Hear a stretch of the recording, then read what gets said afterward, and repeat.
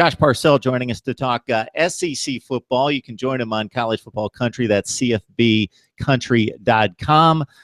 A number of decent matchups in the SEC. Texas A&M gave Alabama, I don't want to call it anything close to a scare, but at least a little resistance in the fourth quarter after getting down 24-3. They closed it to one score late in that ball game. They go to Florida to take on the Gators. Florida living on the edge, skimming by teams miraculously. Finally drop one to LSU at home. So you got Texas A&M at Florida, an interesting matchup there. Auburn-LSU, typically a marquee matchup in the SEC Western Division. Auburn's been beating up on lesser teams in the SEC, i.e. Vandy and Ole Miss. Now they don't necessarily get the LSU that we're used to, but at least from a talent standpoint, match up alike team in terms of a roster. South Carolina, Tennessee, with the Gamecocks still holding out hopes that they can contend in the Eastern Division. Arkansas, Alabama should be a blowout, but of course, it's the number one team in the country, so we take note of that. So your thoughts about the SEC this week? There's a lot of bad teams in the SEC, Mark. I mean, it's hard. You talk about the South Carolina-Tennessee game. I mean, that's a poo-poo platter. Texas A&M Florida is a poo-poo platter. Arkansas has no chance against Alabama. I mean, where's the game in this conference? I mean, Auburn-LSU is the one that you look at that looks like it's only a touchdown spread. Maybe that game's competitive, but at the same time, I'm not really buying LSU. I liked LSU a week ago against Florida because I think Florida is a train wreck. Turns out when you can actually cover the other teams, physically cover the other team's wide receivers, you can actually have a good chance against Florida. LSU was able to do that and win.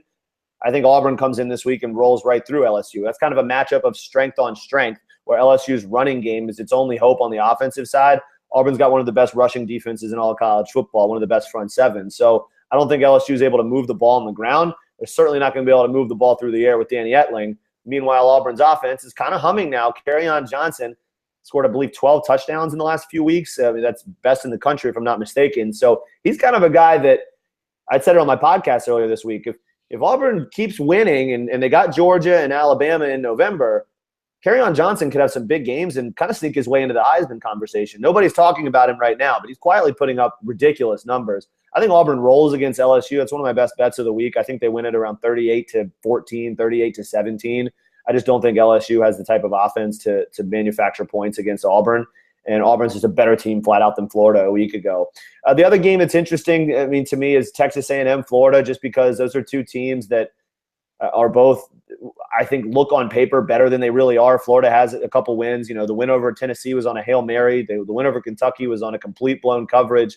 So Florida's wins really don't hold any water for me, but Texas A&M on the other side has beaten a couple bad teams in the SEC, the likes of Arkansas. And then last week, the score, don't be fooled. Texas A&M is not competitive with Alabama. The Crimson Tide completely shut it down through three quarters after the game was in hand.